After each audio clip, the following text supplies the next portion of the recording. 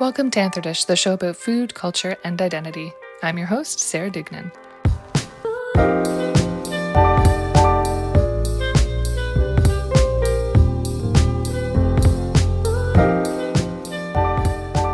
Before I introduce today's guest, I wanted to provide a quick season update. I'm actually not sure if I've shared this on season 8 yet, but I am currently very pregnant and I'm due in a matter of weeks. So I will be wrapping up season 8 with today's episode and putting out a call for season 9 guests in mid to late August of 2024, depending on how chill this baby is or isn't. For our last episode this season, we're exploring what it means to cook from a third culture kitchen. There's been growing discussions online of what it means to be a third culture kid or a third culture individual. And my guest today, Jon Kung, is one of the best people to speak to on how third culture experiences can play out through food, cooking, and kitchen spaces. Jon is a popular Chinese American chef, content creator, and podcast host of One for the Table with legendary drag queen Kim Chi. Jon has amassed a following of over 2 million people for their unique style of third culture cooking, which blends cultural traditions, flavors, and ingredients that hold personal meaning to them. After graduating from Eastern Michigan University with a bachelor's degree in theater arts and creative writing, and then earning a law degree from University of Detroit Mercy, Jon changed career paths to focus on cooking. They worked in some of the top Detroit kitchens before launching their successful Kung Food Market studio pop-up.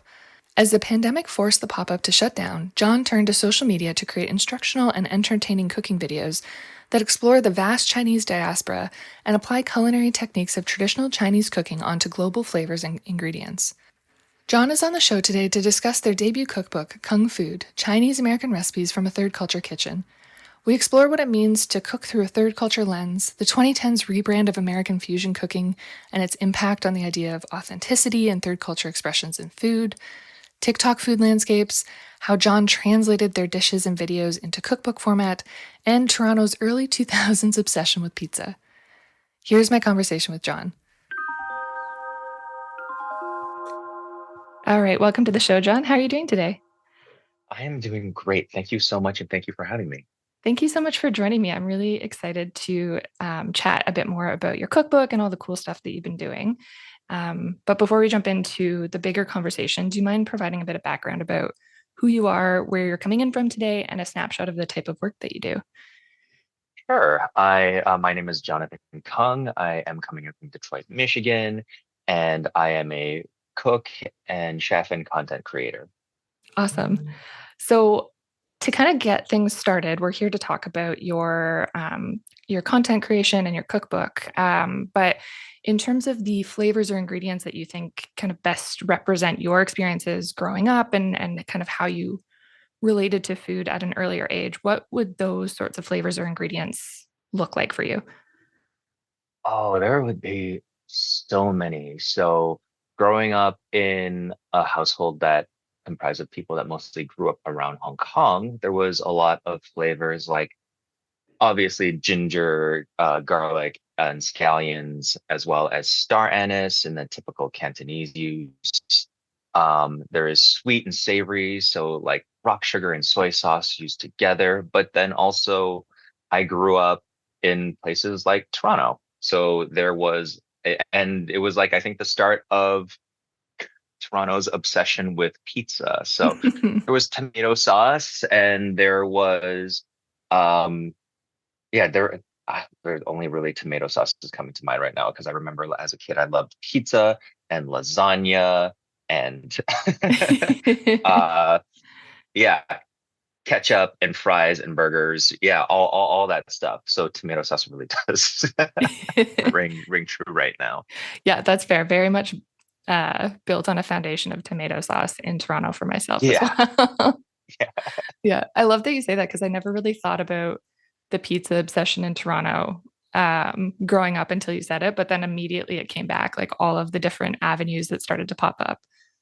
Yeah, I was there for when McDonald's in Canada had pizza, and it was like such a Yeah. huge thing. There were like all those campaigns and commercials and stuff. It's like, oh, what do you love most about pizza? And I just remember this one little old lady was like, oh, definitely the crust, but everyone else was saying cheese. It Of was, course. yeah, what a time. What a time.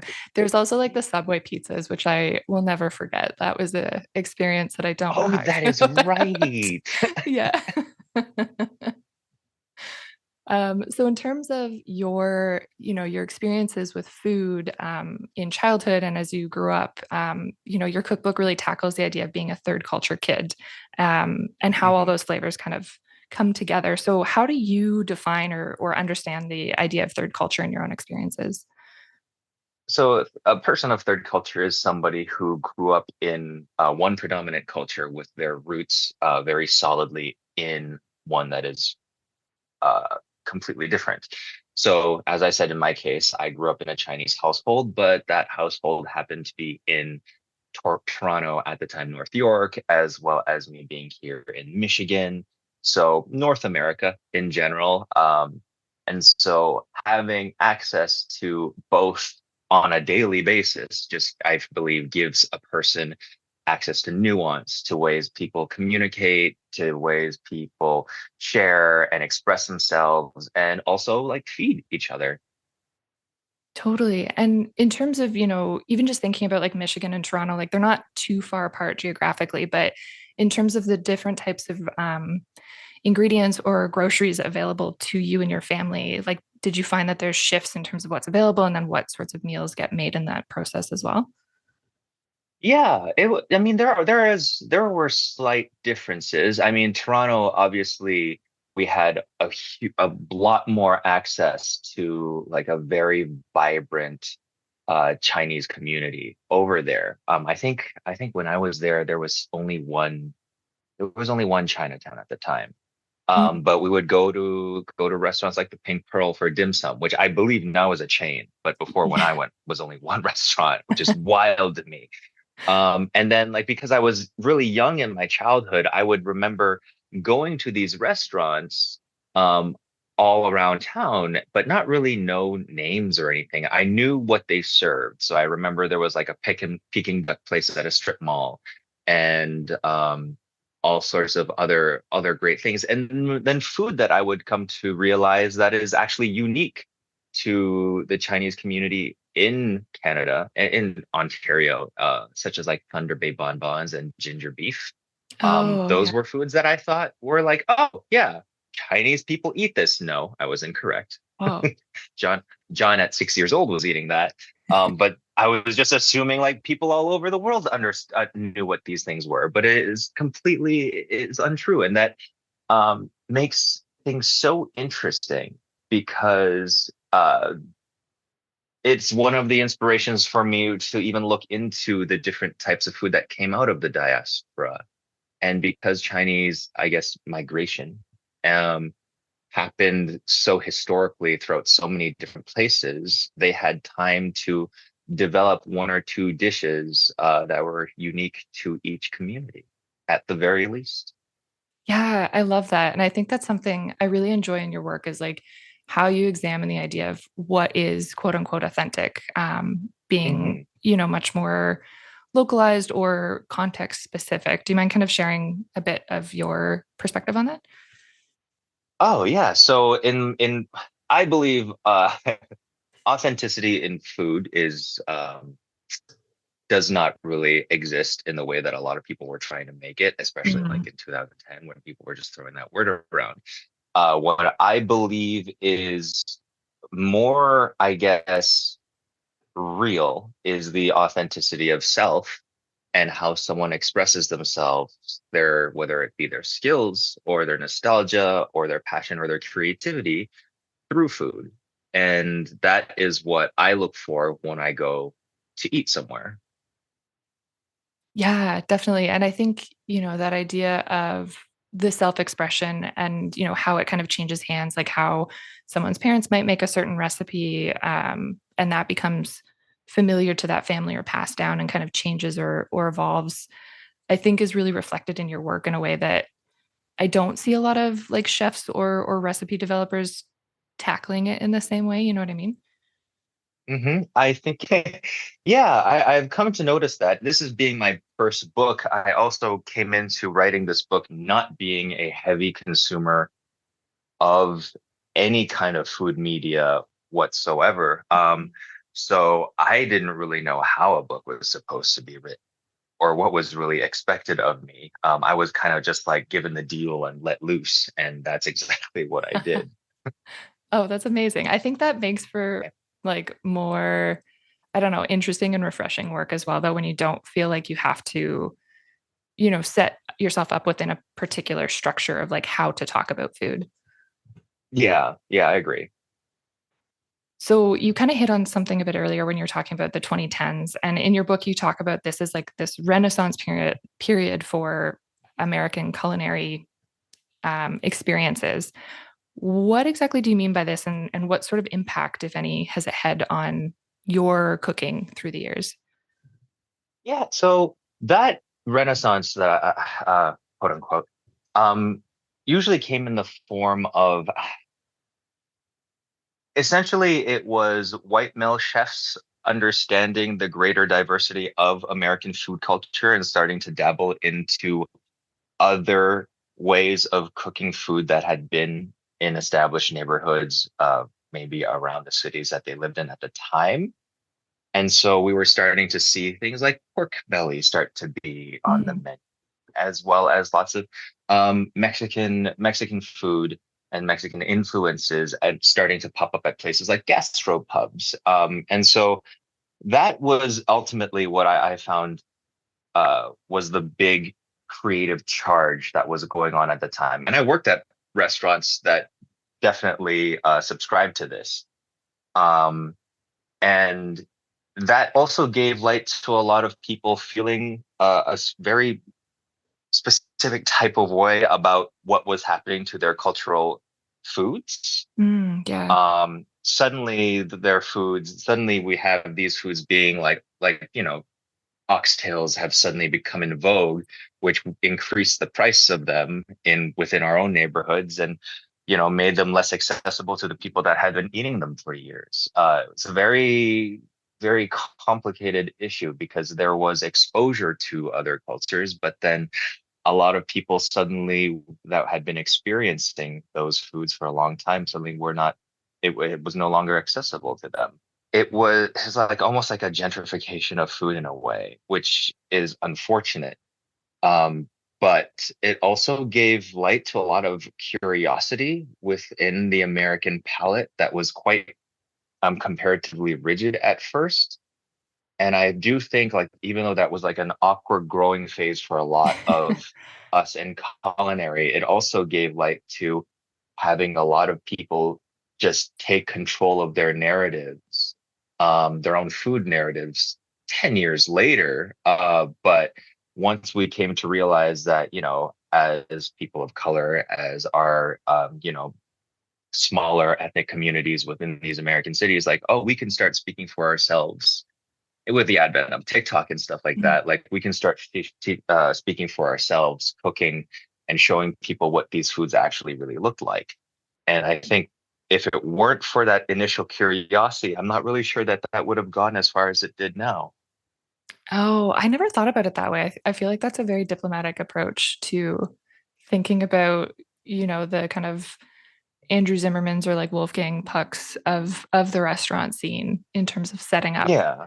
a different, um, I guess, kind of like opening up palettes, but also not necessarily being appreciative, like just thinking about the concept of like fusion cuisine versus the type of like third Mm. culture cooking. You know what I mean?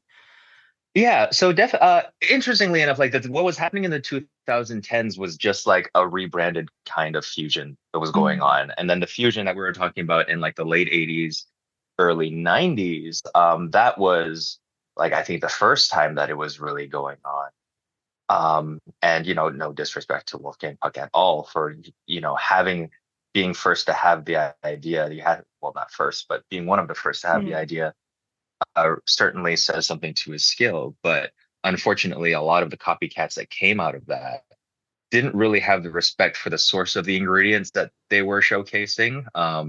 They were just wanted to do it as like a presentation of, I guess, their own creative genius, quote unquote. Um, yeah.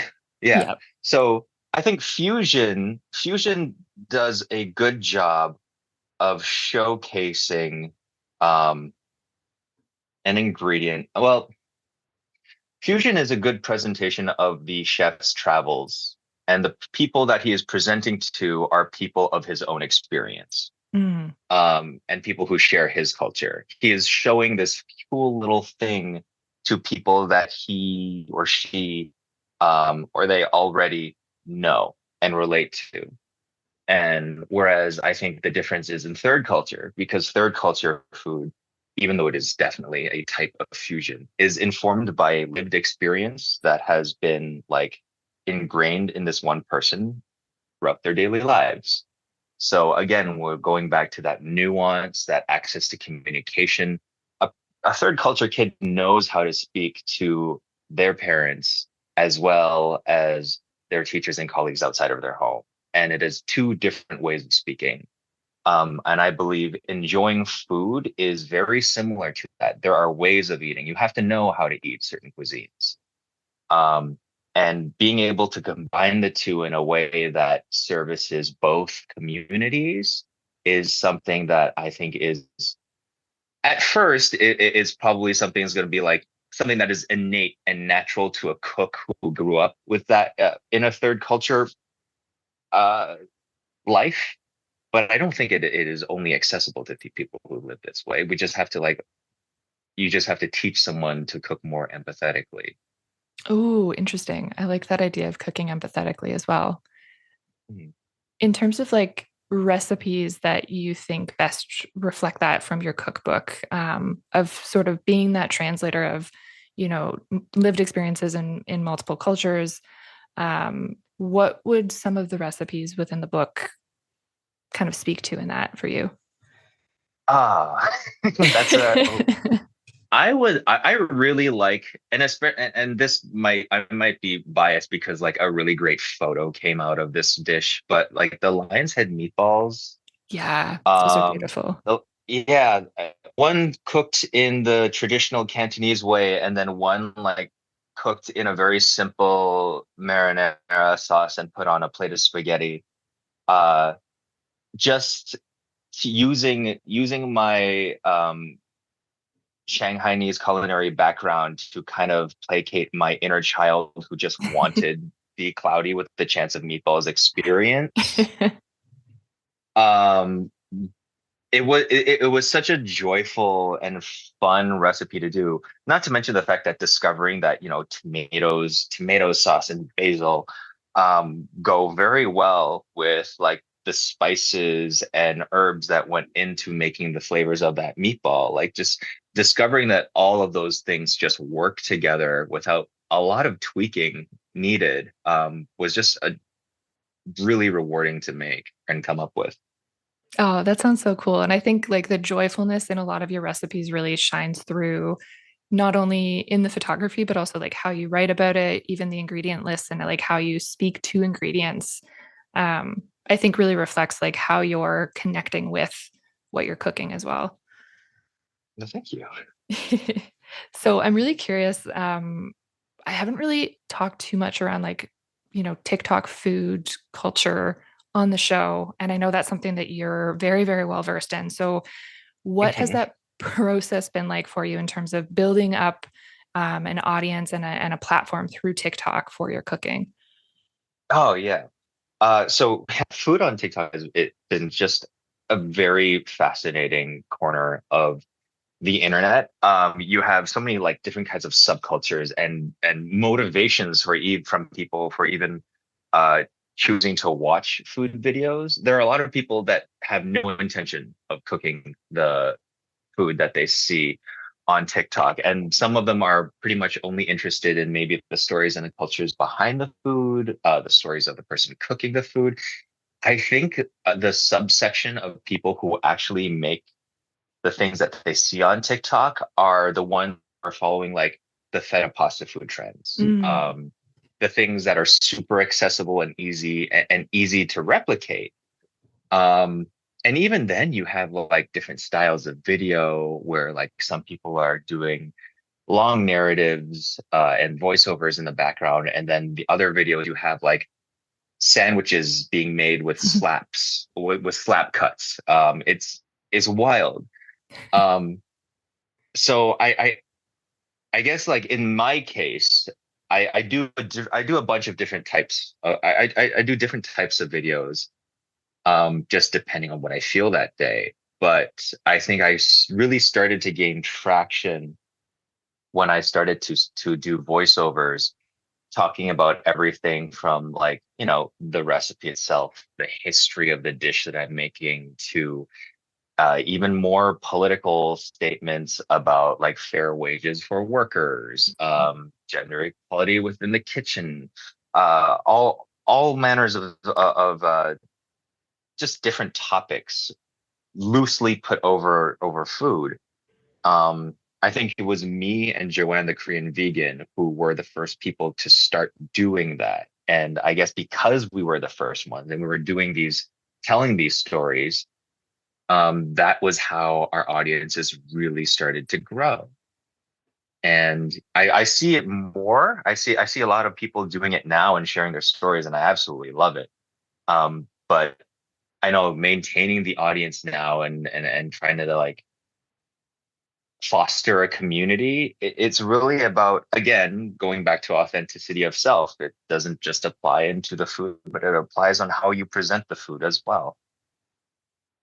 Right. And in terms of balancing too, like I'm sure as your audience grows, balancing what you share in terms of like how personal it is versus tackling social issues within food and cooking. Has that been like a challenge at all for you, or has that been kind of an interesting piece of your growth through the platform? Yeah, starting off, well, before TikTok, I operated a secret kitchen that was outside of the eye of the Detroit Cool. government and health authority. And so I went from literally going into hiding and being strictly word of mouth to having a following like over 1 million followers within like the first year. And that was at first was a little bit of a shock, but Yeah. because it happened during quarantine, I think I think because it happened during quarantine, I think I was just the right kind of crazy to be receptive to these sudden changes, because being cooped up in my house and having only the same three people or same two people to speak to over and over again, I think I was just like desperate to meet new people. And so that gave me a little bit of like cabin fever to actually reach out in the way that I did. I'm not sure if things were like so called normal. Um, I would have ever gone on TikTok in the same way. I probably would have been just a person to watch it, but because of the situations that we were all in, I felt like I had something to contribute with the way that I could teach people how to cook on the platform, and B, again, yeah, just the right kind of crazy. I love that mixture though. I think that's perfect Yeah. for it makes me think too about, when I was a kid and I'd take a sick day, I'd be watching like the Food Network and with no intention of being 8 years old and like cooking anything that was on the Food Network. But I But there was think a comfort to it. exactly, yeah. And I think what you're speaking to is like kind of an enhancement of that, where you're not only just getting a dish that is so inaccessible to, or like it isn't in your case, but you are getting those stories and that meaning and that personality in a way that the Food Network or those sorts of bigger platforms don't necessarily offer that sort of intimate Hmm. experience, right? Yeah, the Food Network, like nothing wrong with them. I Yeah. grew up with them, idolizing the people on Food Network as much as anybody else who was really into watching food at the time. But they produce great characters for food, but they're still within like the purview of like they're still run by their producers and their production. And they have a very solid idea of who their audience is. Mhm. And I think they underestimated their audience, which is why which is why people like me had so much room to grow so quickly. Yeah. Um, Whereas like, Food Network did not during the same period of time. Like the interest in food was there, but people I think underestimated the fact that like people wanted to know where the food was coming from and the stories behind them.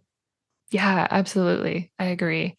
And in terms of, coming off of this platform and having this particular audience in a virtual media scenario, how do you go from that to then writing about these recipes and preparing them for a cookbook? What was that process like for you in terms of like finding your cookbook voice, so to say? It wasn't that difficult. Even though I had never been paid for for a word in my life in terms of being a writer.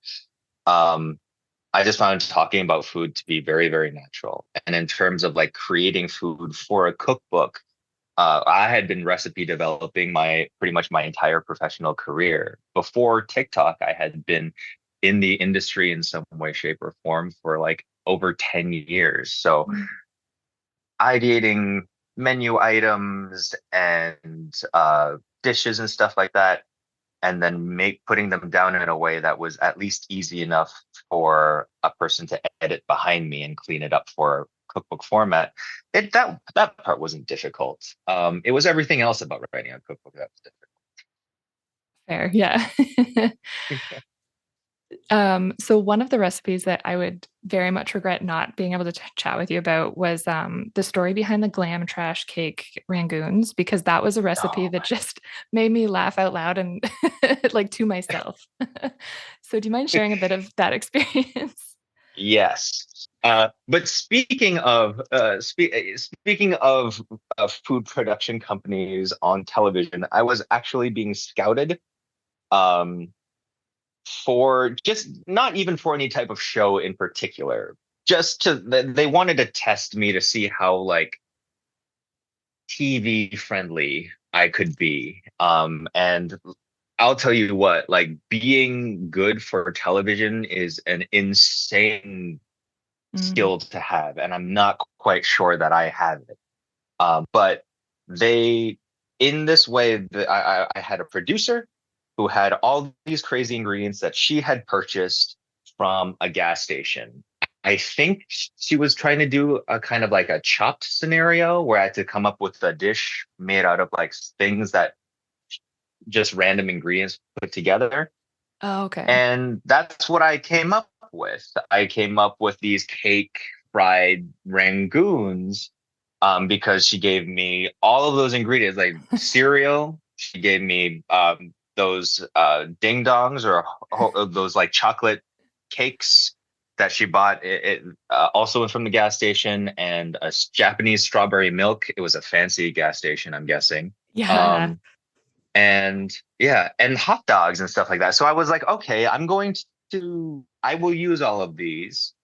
And what we produced was beautiful and it blew everybody's minds. And even though I was massively uncomfortable the entire time, I could feel this person trying to shape me into a person that I was not. And I Mm. hated every minute, but I managed to create something absolutely ridiculous and kind of tasty and very photographic, uh, easily photographed um, throughout the process. And so I had to put it in the book. It was part of my growth and journey as a content creator during the weirdest time to be, I guess, like any kind of professional media person.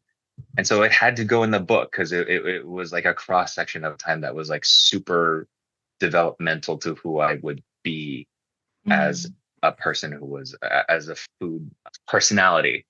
Yeah. No, I love that story. So I appreciate you sharing it because I think, when you look at the photo of it, it's stunning and you still see like the fruity pebbles. So it's interesting. Your humor shines through and it really does represent like everything that you've mentioned in terms of your journey today as well. Yeah. Even the recipe tester was like, "Are you sure you want to keep the hot dogs in there?" And I was like, "I have to. It has to be canon. It has to be historically accurate. There Yes. are millions of things that I could have chosen that would have been better to serve the dish, but hot dogs is what I had, so hot dogs is what it. It's perfect. Yeah. In terms of, the general kind of through line with your book, I was really struck by the section where you were looking at like recipes under the title Kung Fu means with effort, because the name of your book is Kung Food.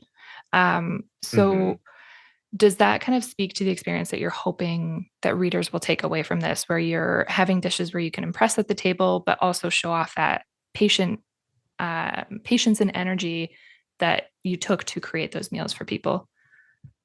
Yeah, I think I wanted a final chapter that was pretty much a showcase of everything that people had learned, possibly, hopefully, while cooking things throughout the book. So the condiments in the first section, and then some of the more traditional, snacky, lighter foods in the middle. But then ultimately coming at the end where it was pretty much just my creative output. It was no longer like this was no longer like food that was researched or dishes that came out of research, but these are things that um where I think third culture cooking truly shines. And Mhm. uh yes, there is effort that goes into it because there's when you like care about something enough, you will put the time and the energy into it. But I'm actually more hoping that people are inspired by that like last chapter to come up with creations of their own. Mhm. um a lot of those dishes are informed by my culture as well as my nostalgia. And I know that so many people who have that third culture experience um, have a lot of similar feelings, as well as dishes that they love. And honestly, it can be applied to any culture's cuisine. And there are so many of us now here in the United States. Like truly, I hope that they can just they do cook those dishes, but they use that as a blueprint to come up with things on their own. And if they use the condiments and ingredients that I had in the beginning, that would be even better, because that's actually what that chapter was there for. Oh, amazing. I love that. And I think the cookbook as a whole really does provide, a handbook for thinking about creating recipes that can reflect those multiple identities at once as well. Yeah. Well, John, it's been such a pleasure being able to chat with you about your experiences and your cookbook. Where can folks find you online if they want to, get the cookbook, follow you, or listen to your podcast? Sure. My cookbook is available at most, I think at most major bookstores. I'm pretty sure that Indigo carries them, but Yes. you can always find them online at all the usual places, Amazon, um, for sure. But obviously support your local bookstore. That's always very nice. Yes. And then online, you can find me at Jon Kung, JONKUNG, pretty much everywhere: Instagram, YouTube, TikTok, um, Threads. Yep. Yeah. That fun social experiment one. Yep. Yeah. Yep. Awesome. Well, thank you so much for taking the time. I've really appreciated getting to chat with you today. Thank you so much. It was a pleasure. That was Jon Kung. I've linked their cookbook, Kung Food, Chinese American Recipes from a Third Culture Kitchen, their website, and social media in the show notes below. You can also find all of this at my website at anthodish.com under episodes. For more Anthodish, you can find me at sarahdougnan.substack.com or on TikTok, Threads, Instagram, or Facebook at Anthodish Podcast. Feel free to drop me a line and let me know what you think about the episode. I always welcome conversation and reflections on what you've been learning from the show. Sound editing and production were done by Lucas Wojcicki at lucassound.com. Check out his website if you're in need of audio production or music composition for your podcasts. Anthodish is produced in partnership with the American Anthropological Association. Thank you so much for tuning in. I'll be taking a few months off to get to know this little baby joining our family, but be on the lookout for Anthodish Season 9 later in fall 2024. If you're interested in being a guest on the upcoming season, be sure to look through my social media posts, as I usually put out a call for guest submissions around mid to late August. Hopefully this summer treats you all very nicely, and I look forward to checking in with you in a few months.